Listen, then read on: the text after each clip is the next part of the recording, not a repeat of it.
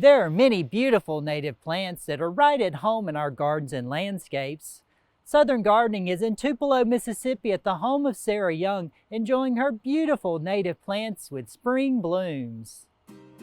Native azaleas, which typically begin to bloom in late March on nearly naked stems, have blooms that can be up to 1.5 inches across.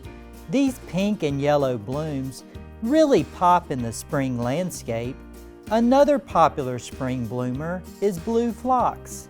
Despite the name, the flower colors range from blue to lavender and pink.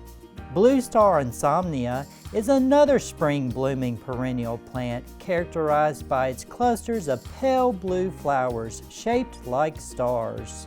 This low maintenance perennial plant typically blooms in late spring to early summer and is known for its attractive, feathery green foliage.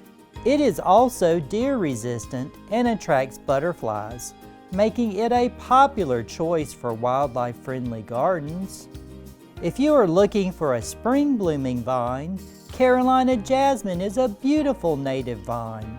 It is known for its fragrant yellow flowers that bloom in late winter and early spring, adding a pop of color to the landscape.